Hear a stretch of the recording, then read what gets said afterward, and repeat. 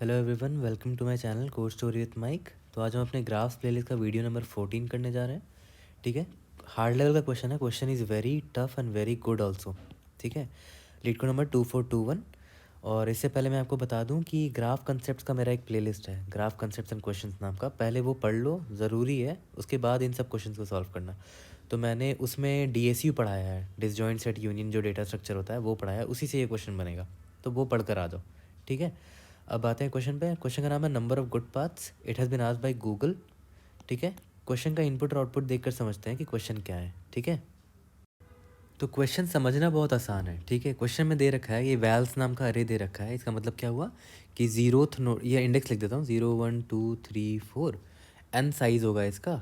और जो जो हमारा ग्राफ होगा ना, वो उसकी नंबरिंग 0 से लेकर n-1 तक होगी, उनके नोड्स की नंबरिंग। तो ज़ीरोथ नोड की वैल्यू 1 है। वैल्स नाम का अरे दे रखा है, जिसमें हर एक इंडेक्स डिनोट्स दिन ग्राफ का नोड है ना। तो ज़ीरोथ नोड का वैल्यू 1 है, फर्स्ट नोड का वैल्यू 3 है, सेकंड नोड का वैल्यू 2 है, जो थर्ड वाला नोड है उसका वैल्यू 1 है, फोर्थ नोड का वैल्यू 3 है। ये तो क्लियर है। और एजेस दे रखा है। एज का मतलब पता है क्या हुआ, 0 1 का मतलब पता है क्या हुआ कि 0 और 1 कनेक्टेड है, अनडायरेक्टेड ग्राफ है। 0 और 2 कनेक्टेड है, 2 3 कनेक्टेड है, 2 4 कनेक्टेड है। तो मैंने ग्राफ यहाँ बना दिया और ADJ भी लिख दिया अपना, एडजेसेंसी लिस्ट। ठीक है, ताकि आपको दिख जाए सामने सामने हाल के हाल। ठीक है, तो क्वेश्चन तो समझ में आ गया। अब ये तो इनपुट समझ में आ गया। अब क्वेश्चन में क्या बोला है ना कि आपको नंबर ऑफ गुड पाथ्स निकालने हैं। ठीक है, तो गुड पाथ्स होता क्या है भाई, उनके हिसाब से उन्होंने गुड पाथ्स क्या बोल रखा है वो देख लेते हैं। ठीक है, पहला कि जो भी पाथ होगा ना, जो भी पाथ होगा, मान लेते हैं ग्राफ में जो पाथ आपने ढूंढ के निकाला। ठीक है, तो ये पाथ में स्टार्टिंग नोड होगा और एक एंडिंग नोड होगा, और बीच में कुछ नोड्स होंगे, है ना, होंगे अपने नोड्स। ठीक है, बट क्या बोला कि स्टार्टिंग नोड का जो वैल्यू है, वैल्यू की बात हो रही है यहाँ पर। ठीक है, नोड का नंबर नहीं, वैल्यू, वैल्यू की बात हो रही है। तो स्टार्टिंग नोड का वैल्यू जो होगा ना, इसका वैल्यू और इसका वैल्यू, जो एंडिंग नोड है, दोनों का वैल्यू सेम होना चाहिए। ये है मेरा स्टार्ट नोड और ये है मेरा एंड नोड, दोनों की वैल्यू सेम होनी चाहिए। ठीक है, यहाँ तक क्लियर है। और बीच में और नोड्स होंगे ही अपना। ठीक है, दूसरा कंडीशन क्या है, और दूसरा कंडीशन ये है कि जो आप पाथ चुनोगे ना, जो आप गुड पाथ चुन रहे हो, उस पाथ में जितने भी बीच के नोड्स हैं ना, स्टार्टिंग और एंडिंग के बीच के जितने नोड्स हैं, ये वाले है ना, वो सारे के सारे या तो स्टार्टिंग और एंडिंग नोड से छोटे होने चाहिए या तो बराबर होने चाहिए, बड़े नहीं हो सकते। ठीक है, तो इनडायरेक्टली पता क्या कहना चाह रहा है कि जो पाथ आप ढूंढोगे ना, तो स्टार्टिंग और जो एंडिंग नोड होगा, स्टार्टिंग जो एंडिंग नोड होगा वो मैक्सिमम होगा। ठीक है, और दोनों बराबर तो है ही। हाँ, स्टार्टिंग नोड और एंडिंग नोड की वैल्यू तो बराबर होगी, है ना, लेकिन वो मैक्सिमम होगी। मैक्सिमम होने से फ़ायदा क्या होगा, जो बीच के नोड्स होंगे ना, उनके उनके वैल्यूज़ ऑब्वियस है, या तो इक्वल होंगे स्टार्टिंग या एंडिंग से, या तो छोटे होंगे। ठीक है, और ये दोनों कंडीशन अगर सेटिस्फाई हो जाता है तो वो आपका जो पाथ होगा ना, वो गुड पाथ कहलाएगा। ये हमने आपको क्वेश्चन समझा दिया। ठीक है, अब देखते हैं कि इसको सॉल्व कैसे करेंगे, अप्रोच में कैसे लेंगे। ओके, और हाँ, उससे पहले मैं ये बता दूं कि हाँ, इसका आंसर 6 कैसे है। ठीक है, तभी तो समझ में आएगा ना क्लियरली। तो देखो, यहाँ पर ध्यान दो, इस ग्राफ में ध्यान दो। तो इस ग्राफ में देखो, एक सिंगल नोड की अगर बात करूँ, एक सिंगल नोड, या अकेला है मान लेते हैं ये बंदा, तो इसका स्टार्टिंग नोड क्या है, 1 है, इसका एंडिंग नोड भी 1 ही है ना, और इसके बीच में कोई नोड है ही नहीं, है ना। तो ऑब्वियस है, ये अब खुद में ही एक गुड पाथ है। तो जो नंबर ऑफ नोड्स हैं, कितने नोड्स हैं, 0 1 2 3 4, तो खुद में वो तो नोड गुड गुड पाथ है ही, है ना। तो कितने नोड्स हैं, 1 2 3 4 5, 5 है, तो हमारे आंसर है 5 तो आ गया। ठीक है, लेकिन आंसर यहाँ 6 है, तो एक यानी कि गुड पाथ होगा। देखते हैं कौन सा बता रहा है।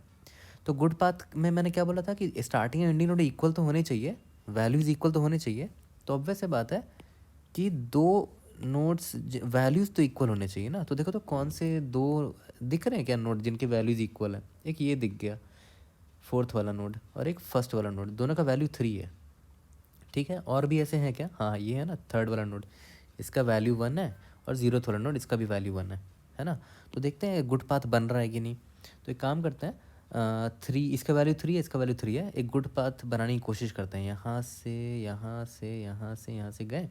ठीक है, तो देखते हैं इन दोनों, इस 1 और 4 के बीच में जितने भी नोड हैं उनके वैल्यूज़ स्टार्टिंग और एंडिंग नोड से कम या तो बराबर होना चाहिए। और सही बात भी है, देखो 1 है और ये 2 है, दोनों 3 से कम है ना, 3 से कम है, अच्छी बात है। तो एक पाथ गुड पाथ तो मिल गया। ठीक है, और एक और कोई पाथ बन सकता है क्या? नहीं, और पाथ तो नहीं बन रहा है इन दोनों 3 को लेकर।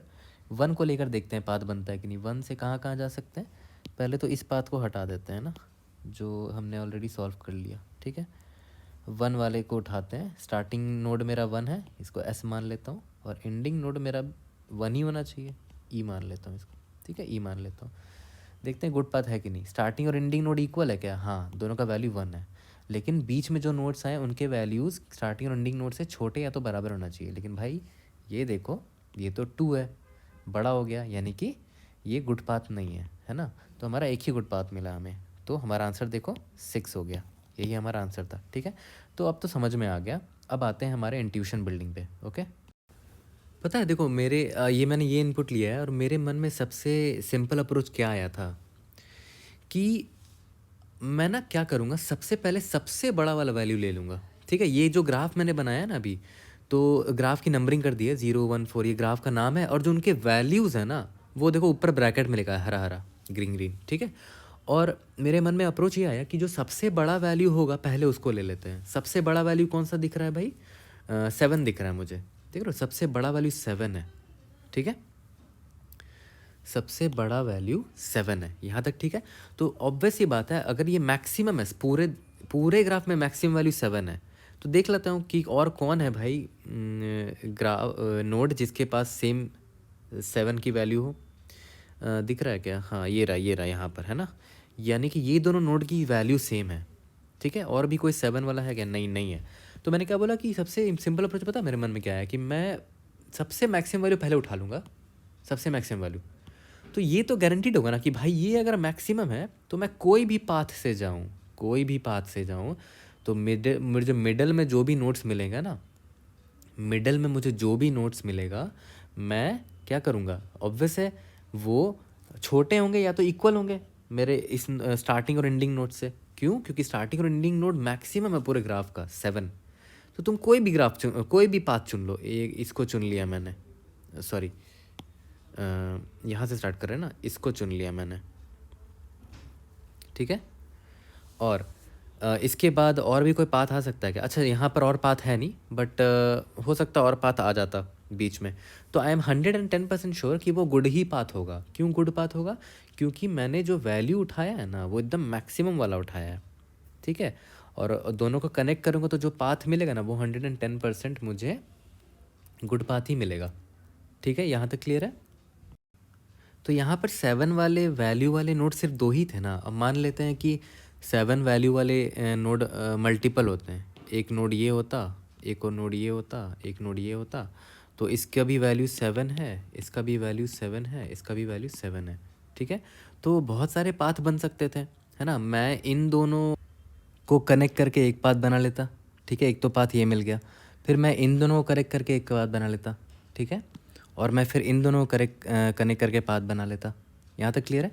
तो आप एक चीज़ ध्यान दे रहे हो। ऑब्वियसली बताए, एक पाथ बनाने के लिए, एक पाथ बनाने के लिए आपको कितने नोड्स चाहिए? 2 नोड्स चाहिए, एक स्टार्टिंग और एक एंडिंग। तो हमारे पास 3 नोड है, ठीक है, जिनकी वैल्यू 7 है। और हमें हर एक पाथ बनाने के लिए 2 नोड्स चाहिए। तो 3C2 फॉर्मूला का सिंपल मैथ्स लगाया है ना। तो सिमिलरली NC2 होगा अगर n नंबर ऑफ नोड्स होंगे जिनकी वैल्यू 7 है, ठीक है। तो n into n-1/2, simple formula है ना। तो ये तो क्लियर हो गया कि भाई जितने नोट्स हैं उतने से हम निकाल लेंगे अपना फॉर्मूला से आंसर, ठीक है। अब वापस आते हैं वहाँ पर, हमारा जो इनपुट था, मैंने क्या बोला था कि यहाँ पर सबसे मैक्सिमम वैल्यू मैंने चुन लिया था 7, ठीक है। तो यहाँ पर 2 नोड्स हैं जिनकी वैल्यू 7 है, ठीक है। तो अब मैं 100% गारंटीड हूँ कि भाई जो ये गुड ही पाथ होगा। क्यों? क्योंकि पूरे के पूरे ग्राफ में से मैंने उस नोड को चुना जिसकी वैल्यू मैक्सिमम है 7, मैक्सिमम वैल्यू, किसी की वैल्यू 7 से ज़्यादा नहीं है। तो ठीक है, ऑब्वियस है गुड पाथ होगा, गुड पाथ होगा। लेकिन कितने पाथ्स होंगे वो निकाल लेते हैं। टोटल 7 वाले कितने नोड्स हैं? 2 नोड है, 2 हो गए। तो 2C2, आंसर कितना हुआ? 1। तो भाई एक आंसर तो आ गया, है ना। अब 7 हो गया, ठीक है। इसी तरह 7 के जस्ट बाद फिर 6 को चुनूँगा, है ना। लेकिन 6 को चुनूँगा, अब एक टेंशन आ गया कि अगर मैं मान लेते हैं 6 वैल्यू वाला कोई है क्या यहाँ पर? ऐसे 6 वैल्यू वाला है ही नहीं, तो ठीक है 5 को चुनूँगा, 5 को चुन रहा हूँ, जिसकी वैल्यू 5 है। तो एक तो यहाँ दिख गया 5 वाला, और कहाँ है, एक तो यहाँ दिख गया, और भी कहीं क्या, एक यहाँ दिख गया, एक यहाँ दिख गया, ठीक है। बट यहाँ एक टेंशन आ गया, देखो क्या, वो टेंशन क्या है मैं बता रहा हूँ, ध्यान देना यहाँ पर, इम्पॉर्टेंट है कि चलो ठीक है 5 मैंने चुन तो लिया, ठीक है 5 मैंने चुन लिया, एक 5 यहाँ है, एक 5 यहाँ है, एक 5 यहाँ है, एक 5 यहाँ है, टोटल 4, कितने 5, हाँ 4 है ना टोटल। बट एक टेंशन पता है क्या है कि भाई अब तुम ये नहीं कह सकते कि 5 जो है ना मैक्सिमम वैल्यू पूरे ग्राफ का, मतलब तुम इस बार 100% गारंटीड नहीं बोल सकते कि 5 जो है वो मैक्सिमम वैल्यू है, और तुम जो पाथ बनाओगे उसके बीच में 5 से सिर्फ छोटे ही वैल्यूज आएंगे, ऐसा नहीं कह सकते। क्यों? क्योंकि देखो अभी 7 प्रेजेंट है, देख रहे हो 7 आ जाएगा बीच में जो कि बड़ा है 5 से, तो वो पाथ नहीं बन पाएगा, तो ये टेंशन आ गया। तो पता है मैंने क्या सोचा, वर्स्ट केस में मैं क्या करूँगा, ठीक है 7 का काम हो गया था ना, मैंने 7 से आंसर निकाल लिया था, तो मैंने 7 को हटा ही दूंगा ग्राफ से, एक नया ग्राफ बना लूँगा जिसमें 7 रहेगा ही नहीं। तो एडजेसेंसी लिस्ट में जो ग्राफ्स होंगे उसमें से 7 का अस्तित्व ही हटा दूंगा, तो 7 को मैं हटा दूंगा यहाँ से, तो ये हट जाएगा, ये भी हट जाएगा, और कहीं 7 है जिसकी वैल्यू 7 है, ये थी ना, इसको हटा दिया मैंने, ठीक है।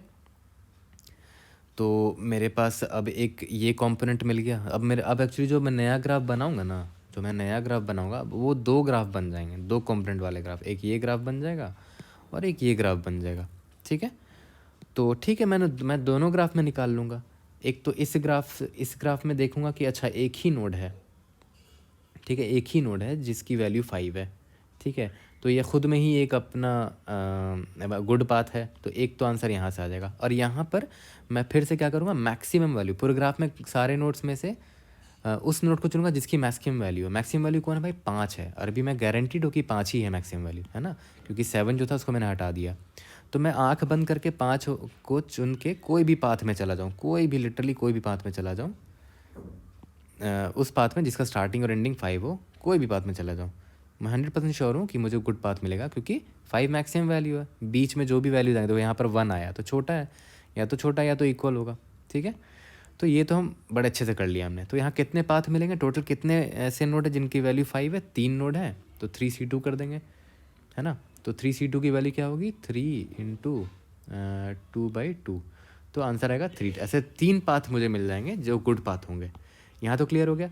फिर क्या करेंगे, फिर 5 वाले वैल्यू के नोट्स को हटा देंगे, है ना, इसको हटा देंगे तो ये हट जाएगा, ठीक है। फिर इसको भी हटा देंगे, ये तो ख़त्म ही हो जाएगा। फिर 5 वाले इसको हटा देंगे, है ना, ये हटाएंगे तो ये दोनों अलग हो जाएगा। ये 5 है, इसको भी हटा देंगे, ठीक है, ये तो अकेला था, इसको हटा दिया। अब फिर 2 ग्राफ मिलेंगे अलग से, एक ये ग्राफ मिलेगा और एक ये ग्राफ मिलेगा। फिर से बनाऊंगा नया ग्राफ, फिर से वही काम करूँगा। अब नेक्स्ट लार्जेस्ट कौन है भाई, इस बार नेक्स्ट लार्जेस्ट 4 है, ठीक है। फिर नेक्स्ट लार्जेस्ट 3 आएगा। तो समझ रहे हो कितना महंगा काम कर रहा हूँ मैं, बार बार ग्राफ बनाने के बार बार ट्रैवर्स कर रहा हूँ। बहुत ही गंदा वाला ब्रूट फोर्स मैं सोच रहा था, ठीक है, बहुत ही गंदा वाला ब्रूट फोर्स है। बना सकते हो, ट्राई कर लेना कभी, बट मैं सजेस्ट नहीं करूँगा कि उस अप्रोच से कभी बनाओ, टाइम वेस्ट होगा तुम्हारा, ठीक है। तो टेंशन आ गई, पता है क्यों, क्योंकि हमें एजेस हटाने पड़ रहे थे, है ना, हमें एजेस हटाने पड़ रहे थे, ग्राफ को तोड़ना पड़ रहा था, ठीक है। तो हम तो बहुत ही गंदा अप्रोच लेकर चल रहे थे, राइट। तो हम, आपने ध्यान दिया होगा कि हमें हर बार अलग अलग कंपोनेंट मिल रहे थे ना। जैसे मान लेते हैं हमने 7 हटा दिया था ना, तो एक अलग कंपोनेंट मिला था, राइट, ऐसे ऐसे करके, ठीक है। और उसमें और टेंशन थी कि भाई ये इस कंपोनेंट में हर एक नोड कितनी बार आ रहा है उसका काउंट रखो, ठीक है। फिर नया ग्राफ बनाओ, उसका एक काउंट रखो, है ना। तो ये एक बहुत बड़ी टेंशन थी। तो टेंशन कहाँ थी कि हम ग्राफ को तोड़ना पड़ रहा था, बार बार तोड़ तोड़ के अलग अलग बनाना पड़ रहा था। तो क्यों ना उसका उल्टा सोचा जाए। उल्टा मतलब कि स्टार्टिंग में ही मान लेते हैं कि सारे ग्राफ अभी टूटे हुए हैं और अलग अलग हैं, ठीक है। सारे नोड्स अभी अलग अलग हैं, सेपरेट हैं, एक एक अपने अपने दुनिया में है। ये अपना एक अलग कंपोनेंट हो गया, ये अपना एक अलग कंपोनेंट हो गया जिसमें सिर्फ एक ही नोड है, ये एक कंपोनेंट सिर्फ एक ही नोड है, ये एक कंपोनेंट इसमें एक ही नोड है। और उल्टा फिर चलेंगे, है ना, फिर जोड़ते चलेंगे, मतलब जस्ट उल्टा मैं करना चाह रहा हूँ, ठीक है। अलग अलग कंपोनेंट्स हैं, फिर उसको मैं स्टिच करूँगा धीरे धीरे, है ना। पहले ये अभी सारे अलग अलग हैं, फिर धीरे धीरे स्टिच करना स्टार्ट करूँगा। जैसे जैसे एडजेसेंसी लिस्ट हम देखेंगे, स्टिच करना स्टार्ट करूँगा ना, जैसे जैसे एक कंपोनेंट बनाता जाऊँगा। तो पता है एक डेटा स्ट्रक्चर है जो कि गिवन सेट्स को मर्ज करता है बड़े अच्छे से, है ना, मर्ज करके एक डेटा स्ट्रक्चर बनाता है, सॉरी एक सेट में कंबाइन कर देता है। और वो डेटा स्ट्रक्चर क्या है? वो डेटा स्ट्रक्चर है आपका डिसजॉइंट सेट यूनियन, DSU। अगर ये आपने नहीं पढ़ा है तो पहले मेरा ग्राफ कंसेप्ट्स एंड क्वेश्चंस के प्लेलिस्ट में जाओ और वहाँ पर DSU के 2 वीडियोस है, वो देखोगे, फिर यहाँ आ जाना, सब समझ में आ जाएगा। ठीक है, तो आपको समझ में आ गया कि क्यों मैं DSU की तरफ जाना चाह रहा हूँ। हमने देखा कि ग्राफ को तोड़ना बड़ा मुश्किल हो रहा था, है ना, फिर जुड़ा हुआ ग्राफ मिल रहा था, फिर हम उसको तोड़ तोड़ के अलग अलग ग्राफ बना के अलग अलग कंपोनेंट में तोड़ तोड़ के उसका आंसर निकाल रहे थे। तो क्यों ना उल्टा करें, छोटे छोटे कंपोनेंट ले लेते हैं, एक एक वाले कंपोनेंट, स्टार्टिंग में एक एक वाले कंपोनेंट लेते हैं, उसके बाद फिर जोड़ना स्टार्ट करेंगे। मतलब हम क्या करेंगे, छोटे आंसर से ना बड़ा आंसर निकालेंगे जोड़ जोड़ के, बाद में जोड़ते चले जाएंगे सबको, है ना, फिर बड़ा आंसर निकाल जाएंगे फाइनल में। ठीक है, तो और उसके लिए कंपोनेंट को जोड़ने के लिए सबसे अच्छा जो डेटा स्ट्रक्चर है वो है DSU। ठीक है, तो देखते हैं कि भाई DSU से कैसे बनाएंगे, वो भी चैलेंजिंग है ना। आगे बढ़ते हैं। तो देखो, ऑब्वियसली जब स्टिच करूँगा वापस से इस ग्राफ को, तो मुझे एडजेसेंसी लिस्ट की ज़रूरत पड़ेगी ना, कि कौन सा नोड किससे स्टिच होगा, जुड़ेगा। तो इसीलिए मैंने यहाँ पर ADJ बना के रख दिया राइट साइड में। और मैंने पता है एक और मैप बना के रखा है, देखो मैप लेफ्ट साइड में, ये वाला, ये पता है क्या है? ये मुझे ये बोल रहा है कि भाई ये 1 वैल्यू वाले कौन कौन से नोड्स हैं। ठीक है, 1 वैल्यू वाले 0 और 6 है, 3 वैल्यू वाले 4 और 8 है। देखो यहाँ लिखा है ना, 1 वैल्यू किसके पास है, 0th नोड, 1 वैल्यू किसके पास है, 6 नोड, तो 0 और 6 लिखा है यहाँ पर मैप में, तो वही एक मैप मैंने बना दिया है।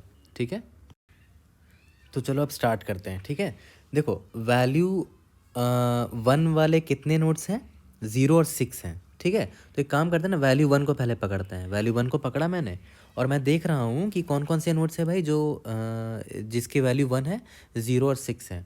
ठीक है, तो 0 और 6 अभी तक ठीक है, अभी तो सारे इनएक्टिव है ना, अभी सारे के सारे नोड्स टूट रखे हैं, अकेले हैं, सब मरे हुए हैं। तो 0 और 6 अभी एक्टिव किया मैंने, क्योंकि मैं अभी 1 को देख रहा हूँ। तो ठीक है, 0 और 6 पर मेरा ध्यान जाएगा, तो 0 और 6 को मैं अभी देख रहा हूँ। ठीक है, अब बात आती है कि ठीक है, 0 और 6 जो नोट्स है दोनों की वैल्यू 1 है। ठीक है, स्टिचिंग करना स्टार्ट करते हैं। तो 0 का पहले मैं देखता हूँ 0 किससे किससे कनेक्टेड है, 1 से, 4 से और 5 से। तो 1 4 5 एक्टिव है क्या भाई? 1 4 5 तो अभी आए ही नहीं है हमारे खेल में, 1 4 5 तो अभी तक हमने देखा ही नहीं है। ठीक है, हमने अभी कौन कौन से नोट को देखा, 0 और 6 को देखा है, तो अभी हम कनेक्ट नहीं कर सकते इन लोगों को। ठीक है, अभी अभी स्टोरी समझो, आगे जब बढ़ूंगा तो क्लियर होगा। मैंने क्या बोला, फिर से बोल रहा हूँ, 0 से किसको किसको कनेक्ट कर सकते हैं, 1 4 और 5 को, एडजेसेंसी लिस्ट से बोल रहा हूँ। बट 1 4 5 तो अभी ज़िंदा किया ही नहीं मैंने, मैं अभी 1 को चेक कर रहा था, तो मैंने 0 और 6 को सिर्फ ज़िंदा किया है। ठीक है, अब 6 पर आते हैं। तो 0 का तो कोई भी एडजेसेंसी लिस्ट कनेक्ट नहीं कर सकते। ठीक है, 0 को इग्नोर करते हैं, अब 6 पर आते हैं। 6 से कहाँ जा सकते हैं, 6 से 4 और 8 जा सकते हैं ना। तो देखते हैं 4 और 8 भी ज़िंदा नहीं है यार अभी तक, है ना, तो इसको भी कनेक्ट नहीं करेंगे अभी। ठीक है, ठीक है, अब आगे थोड़ा सा बढ़ते हैं। देखो, थोड़ा सा आगे बढ़ने से पहले एक चीज़ मैं बताऊँ, खुद से सोचना। देखो याद करो, इससे पहले जब मैं सिखा रहा था तो मैंने बोला था ना कि मैं ग्राफ को तोड़ रहा हूँ। तो जब मैंने तोड़ा था, ऐसा कुछ ग्राफ था, तो तोड़ा था, तो एक ग्राफ, एक नोड यहाँ अलग से बच गया था, एक अलग कंपोनेंट ये बना था और एक अलग कंपोनेंट ये बना था, है ना, 2 अलग अलग कंपोनेंट बन गए थे। ये कंपोनेंट 1 है, ये कंपोनेंट 2 है। ठीक है, अब मान लेते हैं कि यहाँ पर एक नोड है और यहाँ पर एक नोड है, दोनों की वैल्यू 7 है। ठीक है, और यहाँ पर भी एक नोड है जिसकी वैल्यू 7 है। ठीक है, तो एक बात बताओ, ये जो 7 है, ये वाला 7, क्या ये कंट्रीब्यूट कर सकता है कंपोनेंट 1 वाले ग्राफ के से मिलकर? नहीं ना, क्योंकि ये यहाँ से यहाँ पाथ जाएगा ही नहीं, दोनों अलग अलग कंपोनेंट है ना, दोनों अलग अलग कंपोनेंट है, यहाँ से यहाँ पाथ कैसे चला जाएगा? तो भाई C2 को अलग से ही देखना पड़ेगा, इसका अलग से आंसर निकालना पड़ेगा, और C1 में का अलग से आंसर निकालना पड़ेगा। तो मुझे कम से कम ये पता रखना पड़ेगा कि ठीक है, मैं जिस कंपोनेंट में हूँ, क्या उसी कंपोनेंट में ये दोनों नोड्स प्रेजेंट हैं? यस, ये जो 2 नोड्स हैं जिनकी वैल्यू 7 है, वो सेम कंपोनेंट में है ना?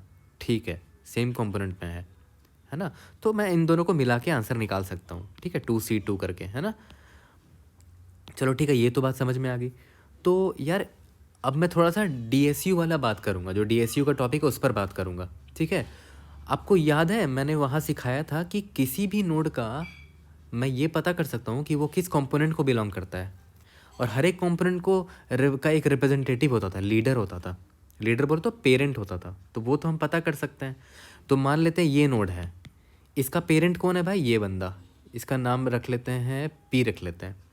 फिर ये नोड है, इसका पेरेंट कौन है, इसका भी पेरेंट पी है, क्योंकि ये सेम सेट में है तो इसका पेरेंट ये होगा, इसका पेरेंट ये होगा। डीएसयू वाला बात याद करो, डीएसयू पढ़े होगे तभी समझ में आएगा ये सब, ठीक है। तो मैं डीएसयू वाली बातें कर रहा हूँ, तो जिसने डीएसयू पढ़ा वो समझ रहे होंगे। तो इस नोड का पेरेंट भी पी है, इस नोड का भी पेरेंट पी है, मतलब दोनों पक्का सेम सेट को बिलोंग करते हैं भाई, ये तो क्लियर हो गया। तो सेम चीज़ अभी मैं यहाँ पर पूछूंगा, ठीक है, सेम चीज़ मैं यहाँ पर पूछूंगा। मैं जो ज़ीरो नोड है ना उससे पूछूंगा, भाई ज़ीरो तेरा पेरेंट कौन है। तो ज़ीरो तो भाई अभी अकेला है, ज़ीरो अकेला है ना, अभी तो अकेला है ज़ीरो, अभी सारे नोड टूटे हुए थे, अकेले थे, तो बोले भाई मेरा पेरेंट तो ज़ीरो है, चलो ठीक है। और सिक्स से पूछूंगा, सिक्स से भी सेम सवाल पूछूंगा, सिक्स तेरा पेरेंट कौन है। तो सिक्स बोलेगा कि भाई मैं ना मेरा तो पेरेंट अभी मैं खुद हूँ, क्योंकि अभी सब टूटे टूटे हैं। तो सिक्स का भी पेरेंट सिक्स है, ठीक है, सिक्स का भी पेरेंट सिक्स है। तो यार यानी कि दोनों का पेरेंट अलग अलग है, मतलब दोनों अलग अलग कॉम्पोनेंट के हैं, दोनों अलग अलग कॉम्पोनेंट के हैं, ठीक है, यहाँ तक क्लियर हो गया। और दोनों अलग अलग कॉम्पोनेंट के हैं वो तो मैं समझ गया, लेकिन चलो ठीक है, एक कॉम्पोनेंट ये हो गया C1, ठीक है, और एक कॉम्पोनेंट ये हो गया C2। तो बस मैं अभी इसको सिर्फ ड्राइंग करके भी दिखाता हूँ आपको, ठीक है। मैंने अभी क्या बोला कि एक कॉम्पोनेंट जो C1 था और एक कॉम्पोनेंट जो C2 था, ठीक है, उस कॉम्पोनेंट में कौन सा नोड था, 0 और 6 था ना, ठीक है। इस कॉम्पोनेंट का 0 नोड था और इसका पेरेंट भी 0 खुद था, और इस कॉम्पोनेंट का 6 था, इसका पेरेंट भी खुद 6 था।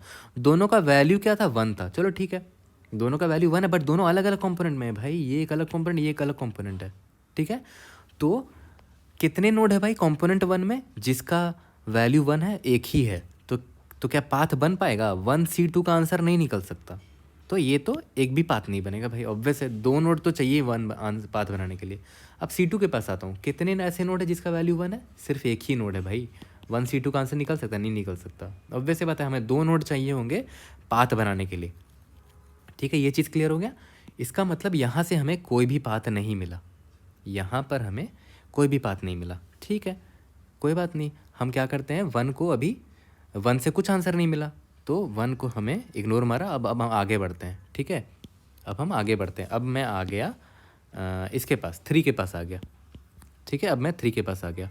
और हाँ, ये देख रहे हो 0 और 6 एक्टिव कर दिया था मैंने, वो दोनों अब जिंदा हो चुके हैं, ठीक है। अब मैं आ गया 3 के पास, ओके।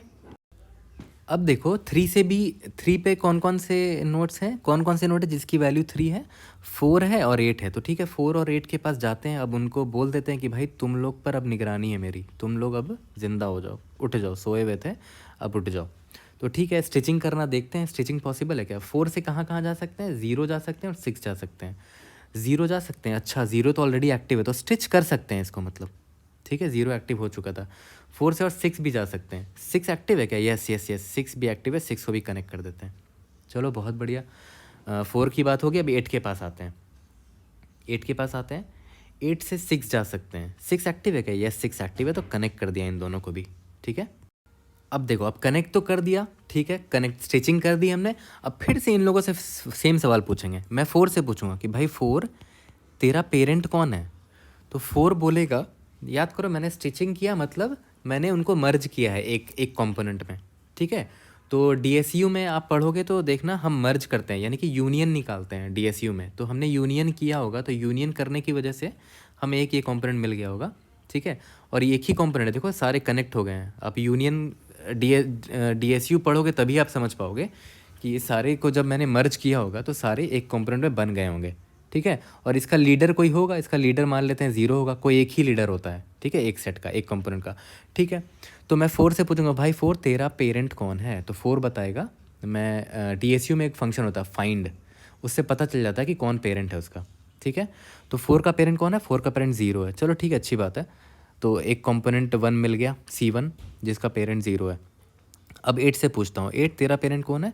8 का भी पेरेंट 0 ही है भाई, देखो 8 का भी पेरेंट 0 है। कंपोनेंट 2, दोनों का पेरेंट सेम है, मतलब क्या पता क्या हुआ कि दोनों सेम सेट में हैं, ठीक है। मैं देखो यहाँ एक डायग्राम बना के दिखा रहा हूँ। कौन कौन थे, 4 और 8 थे ना, ठीक है। 4 थे और 8 थे, है ना। दोनों की वैल्यू क्या थी, दोनों की वैल्यू 3 थी।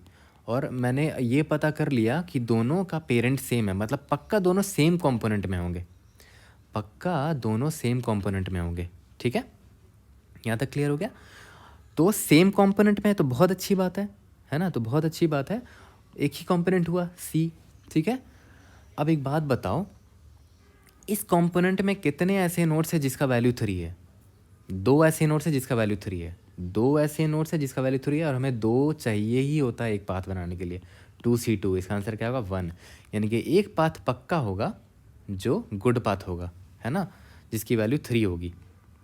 और सही बात भी है, देखो ध्यान दो यहाँ पर सही में एक ऐसा पाथ है, ये देखो, इसकी वैल्यू 3 है, इसकी वैल्यू 3 है, और इन दोनों को कनेक्ट करोगे तो एक पाथ मिल रहा है, ठीक है, जिसका स्टार्टिंग भी 3 है और एंडिंग भी 3 है, और बीच में जो नोड है उसकी वैल्यू देखो 1 है, जो कि छोटा है 3 से। यानी कि हमने करेक्ट निकाला है भाई, हम करेक्ट जा रहे हैं, हमारा आंसर आ रहा है करेक्ट बिल्कुल, ठीक है, हमारा आंसर बिल्कुल करेक्ट आ रहा है। तो हमारा एक आंसर तो मिल गया, है ना, आंसर में 1 प्लस कर दिया हमने, ठीक है। चलो अब है ना, धीरे धीरे क्लियर हो रहा होगा आपको चीज़ें।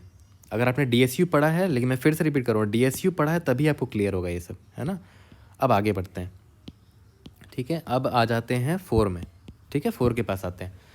तो ठीक है, 4 के पास जब आए, इसको इन सबको इरेज कर देते हैं ना, इन सबको इरेज कर देते हैं अभी। हाँ चलो 4 के पास आए तो 4 देखते हैं कि कौन सा नोड है भाई जिसके पास, जिसकी वैल्यू 4 है, 3 है। तो 3 के पास जाते हैं, 3 कहाँ है भाई? 3 यहाँ पर है। 3 को भी बोल देता हूँ भाई अब तू एक्टिव हो जा, उठ जा, बहुत देर सोया हुआ था तू, ठीक है। अब 3 से देखते हैं, 3 से मैं कहाँ जा सकता हूँ? 3 से 1 जा सकता हूँ। भाई 1 एक्टिव है क्या? नहीं, 1 एक्टिव नहीं है, मतलब मैं स्टिच नहीं कर सकता अभी, दोनों को कनेक्ट नहीं कर सकता। चलो ठीक है, कनेक्ट तो नहीं करेंगे। तो 3 से पूछ लेता हूँ, भाई 3 तेरा पेरेंट कौन है? तेरा पेरेंट, तो 3 बोलेगा भाई मैं खुद ही अपना पेरेंट हूँ, है ना, मैं खुद अपना पेरेंट, मेरा पेरेंट 3 खुद है, ठीक है। तो ऑब्वियस है सिर्फ एक ही कंपोनेंट मिला मुझे यहाँ पर, है ना, एक ही कंपोनेंट मिला। यहाँ मैं ड्राइंग बनाता हूँ, एक ही कंपोनेंट मिला सी नाम का, जिसमें सिर्फ एक नोड है ना, एक नोड है। और उस नोड का नाम क्या है? उस नोड का नाम 3 है, उस नोड का नाम 3 है और उसकी वैल्यू 4 थी। तो भाई एक ही नोड है, उससे क्या पाथ बनाओगे? रहने दो, आंसर 0 होगा इसका, है ना, इसका आंसर 0 होगा, ठीक है। अब आगे बढ़ते हैं, 5 का निकाल लेते हैं, उसके बाद आपको कंसेप्ट समझ में आ जाएगा, फिर है ना हम कोड पर आ जाएंगे, इसी स्टोरी को कोड में कन्वर्ट करेंगे। 5 पर आते हैं, 5 से कहाँ कहाँ जा सकते, नहीं सॉरी, 5 वैल्यू किस किस नोड की वैल्यू 5 है? 1 2 5 एंड 9। तो 1 इनएक्टिव था, उसको एक्टिव कर दिया। 2 कहाँ है? 2 कहाँ है? 2 भी इनएक्टिव था, 2 को एक्टिव कर दिया। 5 किधर है भाई? 5 को भी एक्टिव कर दिया। 9 किधर है? 9 को भी एक्टिव कर दिया। चलो बहुत बढ़िया, ये तो कर दिया। अब जो जो एक्टिव हुए हैं उनसे जो जो स्टिचिंग हो सकती है कर लेते हैं। पहले 1 था ना, 1 से कहाँ कहाँ जा सकते हैं? 0 2 3। तो 1 से 0 जा सकते हैं, 1 से 2 जा सकते हैं, 1 से 3 भी जा सकते हैं, कनेक्ट कर दिया, ठीक है। अब बारी आती है 2 की, तो 2 से कहाँ कहाँ जा सकते हैं? 2 से 1 और 10 जा सकते हैं। 2 किधर है? हाँ 2 ऑलरेडी 1 से कनेक्टेड तो है ही, पहले ही से कनेक्टेड है, चलो अच्छी बात है। और 2 से कहाँ जा सकते थे? 2 से और 10 जा सकते थे, बट भाई 10 देखो एक्टिव नहीं है तो कनेक्ट नहीं करेंगे, ठीक है। चलो ठीक है, बढ़िया। 5 पर आते हैं, 5 से कहाँ कहाँ जा सकते हैं? 0 और 7। 5 से 0 7, 5 को 0 से कनेक्ट कर सकते हैं क्योंकि 0 एक्टिव है। 5 को 7 से कनेक्ट नहीं कर सकते क्योंकि 7 एक्टिव नहीं है अभी, ठीक है। चलो बढ़िया, 9 पर आते हैं, 9 से कहाँ कहाँ जा सकते हैं? 9 से 7 जा सकते हैं, बट 7 एक्टिव ही नहीं है तो कनेक्ट नहीं करेंगे, बढ़िया, ठीक है। अब आ जाते हैं यहाँ पर, एक एक सबसे पूछेंगे, 1 से पूछेंगे कि भाई 1, ठीक है। अब देखो हम कनेक्ट कर रहे हैं ना, हमने कनेक्ट कर लिया, हमने स्टिचिंग कर ली, तो एक कंपोनेंट देखो बन गया हुआ है। एक कंपोनेंट ये अलग मिला मुझे, ये एक कंपोनेंट है, और ये देखो ये कंपोनेंट कनेक्ट स्टिच हो चुका है, ये एक पूरा का पूरा कंपोनेंट है ना। और डिसजॉइंट सेट यूनियन से जब कनेक्ट करेंगे ना तो ऐसे ही 2 कंपोनेंट मिल जाएंगे मुझे, ठीक है। और ये जो कंपोनेंट है C1, इसका पेरेंट होगा, मान लेते हैं 0 है, और ये जो कंपोनेंट है C2, इसका पेरेंट जो है वो खुद 9 ही है क्योंकि वो अकेला है, ठीक है। तो चलो फिर से सवाल पूछते हैं 1 से, भाई 1 1 2 5 ने ना, तो 1 से पूछा, 1 तेरा पेरेंट कौन है? 1 बोलेगा कि भाई मेरा पेरेंट तो 0 है क्योंकि वो कंपोनेंट 1 को बिलोंग करता है, ठीक है। अब 2 से सेम सवाल पूछते हैं, ठीक है, 2 से सेम सवाल पूछते हैं कि भाई 2 तेरा पेरेंट कौन है? तो 2 कंपोनेंट 1 को बिलोंग करता है, कंपोनेंट 1 का पेरेंट कौन है? 0 है ना, 0 है, बहुत बढ़िया। 5 से पूछते हैं, 5 से, 5 भी का पेरेंट भी 0 है। 9 से पूछते हैं, 9 का पेरेंट खुद 9 ही है क्योंकि भाई वो कंपोनेंट 2 अलग से है, एक अलग कंपोनेंट में है और उसमें सिर्फ एक ही नोड है, तो 9 खुद का पेरेंट है, 9, ठीक है। इसका मतलब समझे कि 1 2 और 5 जो है वो सेम सेट में है, 1 2 5 जो नोड है ना वो सेम सेट में है। देखो 1 2 5 तीनों का पेरेंट सेम है 0, मतलब ये तीनों पक्का सेम सेट में होंगे। और 9 का पेरेंट खुद 9 था तो ये अपना एक अलग सेट में है, C1 और C2 अलग कंपोनेंट में। तो भाई ऑब्वियस है 125 की वैल्यू क्या थी, 125 की वैल्यू थी 5, है ना, 125 की वैल्यू थी 5 5 5, है ना, और 9 की वैल्यू क्या थी, 9 की वैल्यू भी 5 ही थी, ठीक है। बट देखो कंपोनेंट 1 में हमारे पास 3 नोट्स है जिसकी वैल्यू 5 है, तो 3C2 हमारा आंसर होगा यहाँ से, है ना, 3 इंटू 2, ठीक है, तो आंसर 3 हो जाएगा यहाँ से। तो 3 आंसर आ गया, 3 गुड पाथ्स मिल जाएंगे। लेकिन यहाँ से 1C2 हो सकता है, नहीं हो सकता, यहाँ से कोई आंसर मिलेगा, तो आंसर 3 मिला यहाँ से मुझे। तो समझ में आ गया, इसी तरह हम आंसर निकाल रहे हैं सारा, ठीक है। बहुत सिंपल स्टोरी, तो अब बहुत सिंपल हो गया, और आपको इंट्यूशन भी समझ में आ गया होगा यहाँ पर बहुत अच्छे से, ठीक है। और हाँ, जो जो आंसर आप निकाल रहे हो वो तो ऐड करते चलना, ठीक है, ऐड तो करते चलेंगे। लेकिन हाँ, एक चीज़ याद है, मैंने बताया था ना कि सारे नोड खुद में ही एक गुड पाथ तो है ही। ये नोड खुद में एक गुड पाथ है, ये नोड खुद में एक गुड पाथ है, ये नोड खुद में एक गुड पाथ है। तो टोटल कितने नोड्स थे, n थे, जो टोटल नोड कितने थे, n थे हमारे पास। और यहाँ से जो हम निकालेंगे, मान लेते हैं इसमें ट्रैवर्स करने पे जो मैंने आंसर निकाला उसका मान लेते हैं x आंसर आया, या तो रिजल्ट आंसर आया, तो अब वैसे n ऐड करेंगे अपने रिजल्ट में, क्योंकि ये n नोड जो है वो खुद में गुड पाथ तो है ही, तो टोटल आंसर हमारा ये हो जाएगा, ठीक है। आपको स्टोरी समझ में आ गया, इंट्यूशन समझ में आ गया। अब सेम इंट्यूशन को बस मैं उतारने वाला हूँ अभी कोड में, ठीक है। तो चलो कोड देखते हैं इसका। तो चलो सर कोडिंग स्टार्ट करते हैं। क्वेश्चन तो काफ़ी अच्छा है, ठीक है। और मैं पहले ही बताता रहा हूँ कि DSU वाला जो पार्ट है इस कोड का, वो आपको पहले DSU पढ़ना पड़ेगा, तो मेरे प्लेलिस्ट से आप देख लेना। तो DSU के लिए जो जो अभी मैं कर रहा हूँ वो DSU का पार्ट है। पेरेंट वेक्टर रखते थे और एक रैंक रखते थे ऑप्टिमाइजेशन के लिए, है ना। तो 2 ही फंक्शन होते हैं DSU में, इंट फाइंड होता है, इंट x उसमें भेजते हैं, तो ये क्या करता है, मुझे उसका पेरेंट भेज देता है। अगर x is equal to parent of x है तो ये मुझे रिटर्न x कर देता है, नहीं तो हम क्या करते थे, return parent of x is equal to find parent of x। यहाँ तक क्लियर है, ये फाइंड वाला फंक्शन मेरा हो गया, ठीक है। मैं फिर से रिपीट कर रहा हूँ, अगर आपको नहीं समझ में आ रहा तो you should go and study first DSU from my playlist, ठीक है। यूनियन का फंक्शन लिख दे रहा हूँ, ठीक है। Int x underscore parent is equal to find, x का पेरेंट निकाल देगा, y अंडरस्कोर पेरेंट ये क्या करेगा, is equal to find y, है ना, y का पेरेंट निकाल के दे देगा y, ठीक है। यहाँ तक क्लियर है। अब आगे बढ़ते हैं, ठीक है। हमेशा की तरह x underscore parent is equal to y underscore parent है, तो रिटर्न कर जाओ। मर्ज करने की ज़रूरत नहीं क्योंकि दोनों सेम सेट के हैं, है ना। जिनको DSU जिन्होंने पढ़ा है उनको समझ में आ रहा होगा, ठीक है। और उसके बाद यहाँ पर कंप्रेशन करते थे, x पेरेंट इज़ ग्रेटर देन, ऑप्टिमाइजेशन करते थे rank of y underscore parent, है ना। तो इसका मतलब क्या हुआ कि जिसका रैंक बड़ा है वो पापा बनेगा, ठीक है। तो पापा कौन बन रहा है यहाँ पर, पापा ये बन रहा है, किसका पापा बन रहा है, parent of y underscore parent का, ठीक है, इसका। एल्स इफ़ अगर ऐसा नहीं है, यानी कि x का रैंक, x पेरेंट का रैंक छोटा है अगर, ठीक है, तो जस्ट उसका उल्टा होगा, है ना। ऑब्वियस सी बात है, जिसका रैंक बड़ा है वही बनेगा पापा, तो ये x यहाँ आ जाएगा और ये y यहाँ आ जाएगा। और अगर दोनों का रैंक अगर सेम है, दोनों का रैंक अगर सेम है तो किसी एक को बना दो पेरेंट। तो मैं इसी को चिपका देता हूँ, इसको पेरेंट बना देता हूँ, और जो पेरेंट बना है उसका रैंक हम प्लस प्लस करेंगे, यानी कि पेरेंट y बना है ना, तो parent y plus plus is equal to 1, इसका रैंक बढ़ा दिया हमने, ठीक है।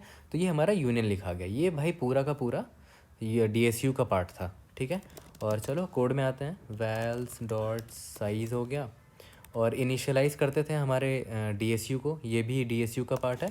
पेरेंट डॉट रिसाइज n कर दिया, ठीक है, और रैंक डॉट रिसाइज n कर दिया, ठीक है, और यहाँ पर 1 डाल दिया। अभी सारे का रैंक 1 होता है स्टार्टिंग में, अगर आपने पढ़ा होगा DSU तो आपको पता होगा, है ना। और पेरेंट स्टार्टिंग में सारे नोड्स का पेरेंट वो खुद होते हैं, तो int i is equal to 0, i less than n, i plus plus, ठीक है। Parent of i is equal to वो खुद होंगे, है ना। स्टार्टिंग में सारे छोटे छोटे एक सिंगल नोड वाले सेट हैं, अभी कंपोनेंट्स हैं, ये तो कर दिया, ठीक है। उसके बाद मैंने क्या बोला था, अब आते हैं अपने कोड में, जो मैंने स्टोरी बताया था। मैंने क्या बोला था कि एडजेसेंसी लिस्ट बना लेते हैं, तो एडजेसेंसी लिस्ट हमने 1000 बार बना लिया और हमें याद भी हो गया होगा, ऐसे ही बनाते थे ना, ADJ नाम रखते थे, ठीक है। अब एडजेसेंसी लिस्ट भर लेते हैं, ये भी हमने 1000 बार कर रखा है, vector of int and wake in A d J, sorry क्या दे रखा है, एजेस दे रखा है, एजेस, ठीक है। तो ग्राफ बना लेते हैं, int u is equal to vec of 0, int v is equal to vec of 1, ठीक है। इसके बाद क्या था, a d j of u dot push underscore back, ये वी से कनेक्टेड है, अनडायरेक्टेड ग्राफ है, क्वेश्चन में बोल रखा है, तो यू वी से कनेक्टेड हो सकता है और वी यू से कनेक्टेड हो सकता है, ठीक है। ये हमने ग्राफ बना लिया, ठीक है। अब देखो ध्यान दो, जो स्टोरी बताया था बिल्कुल वैसे ही चलेंगे, ठीक है, ज़्यादा हड़बड़ाना नहीं है, हर एक लाइन को मैं कोड में कन्वर्ट करूँगा जो जो स्टोरी बताई थी, ठीक है।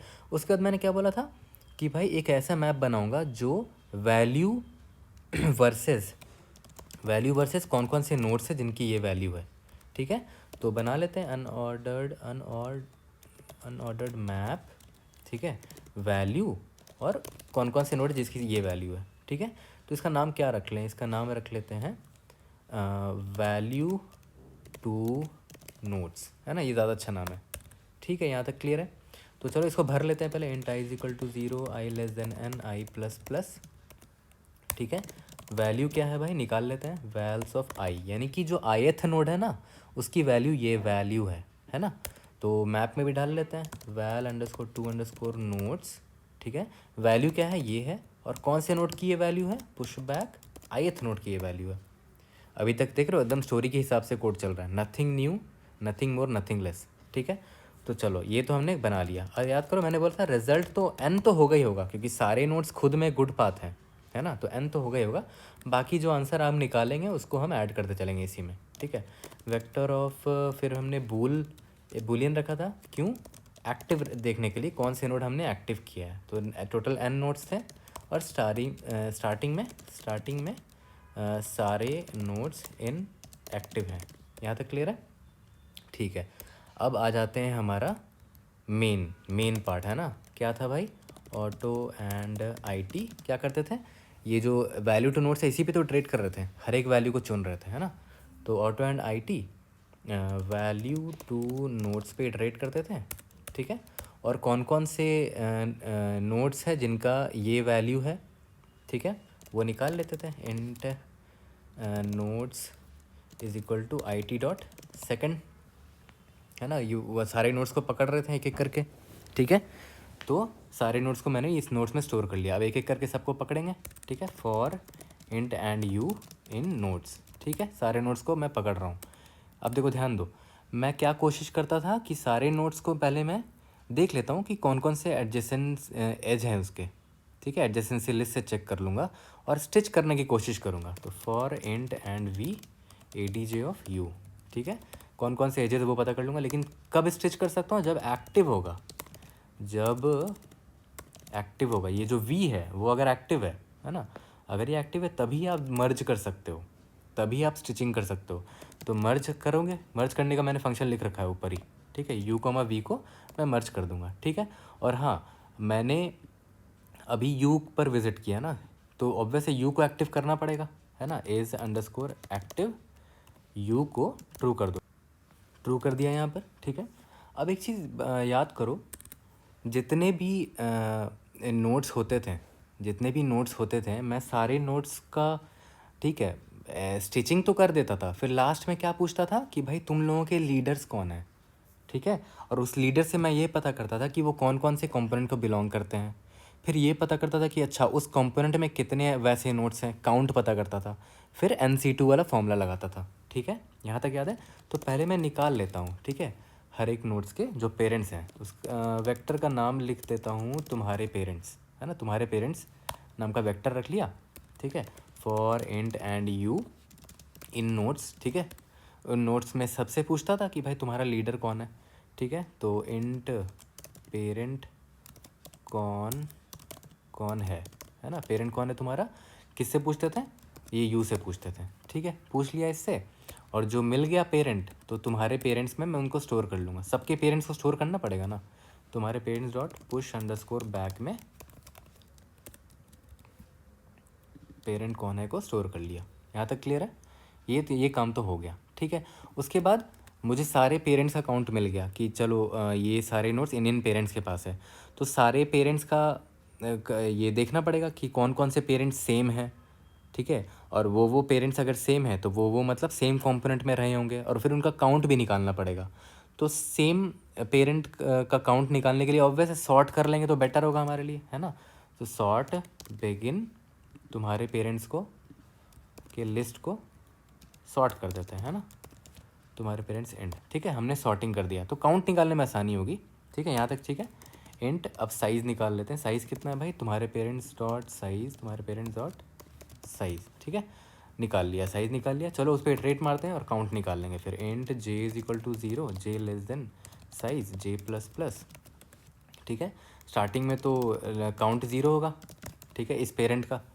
ठीक है, और कौन है भाई करंट पेरेंट मेरा जिसकी बात हो रही है, तुम्हारे पेरेंट्स ऑफ जेथ नोड, है ना, जेथ नोड का करंट पेरेंट। अब मैं देख लेता हूँ कि कितने हैं ऐसे करंट पेरेंट, है ना, कितने ऐसे नोड्स हैं जिनका सेम करंट पेरेंट है। उसका काउंट अभी तो 0 है ना, काउंट 0 है। तो while J is less than size and तुम्हारे पेरेंट्स का J is equal to current parent, count निकाल रहा हूँ। ठीक है, तो ठीक है, काउंट निकाल रहा हूँ तो अगर इक्वल है तो काउंट प्लस प्लस करते जाएंगे और जे प्लस प्लस भी करते जाएंगे। ठीक है, और हाँ, जब बाहर निकलेंगे तो ऑब्वियस है जे एक एक्स्ट्रा आगे बढ़ चुका होगा, है ना, तो माइनस माइनस कर दो। बट आप है ना अपने तरीके से काउंट निकाल सकते हो, आपको एक सॉर्टेड अरे में काउंट ही तो निकालना है, तो एक अलग से फंक्शन भी लिख लेना, मैंने इधर ही कर दिया उसको। ठीक है, अब लास्ट में याद करो, हाँ चलो ठीक है, फॉर्मूला निकाल लेते हैं। फॉर्मूला से क्या था, NC2 यानी कि N इंटू N-1/2, तो काउंट इंटू काउंट -1/2, यही तो होता था, फॉर्मूला से आंसर निकालते थे और यही हम रिजल्ट में ऐड कर देते थे। Result plus is equal to FORMULA, है ना, फॉर्मूला वाला आंसर, फॉर्मूला वाला आंसर। ठीक है, इसको ऐड कर देते थे रिजल्ट में, और लास्ट में जो फाइनल हमारा रिजल्ट होगा उसको रिटर्न कर देंगे।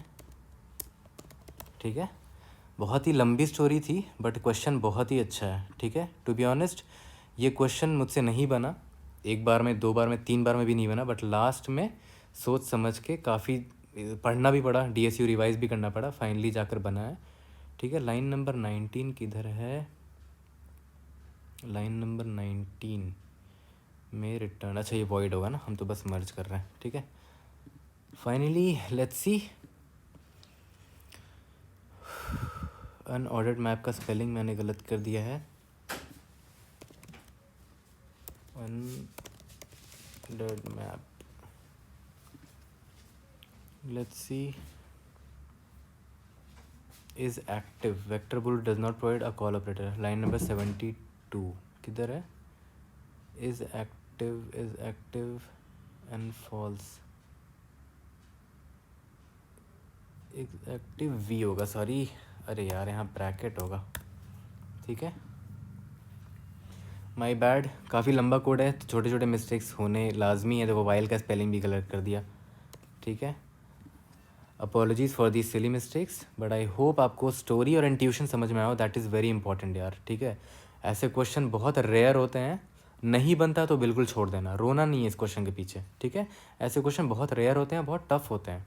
ठीक है, और प्लीज़ उम्मीद मत रखो कि इंटरव्यू में ऐसे क्वेश्चन बना लोगे। ठीक है, प्लीज़ ऐसा उम्मीद मत रखो, रोना नहीं है। ठीक है, ऐसे क्वेश्चन रेयर होते हैं। बट एक चीज़ यहाँ पर हमने क्या गलती कर दी, याद करो, वैल्यू टू नोट्स में हम हमेशा ये चाहते थे कि छोटा नोट सबसे छोटे वैल्यू को उठाते थे, फिर बड़े वैल्यू पर जाते थे, राइट।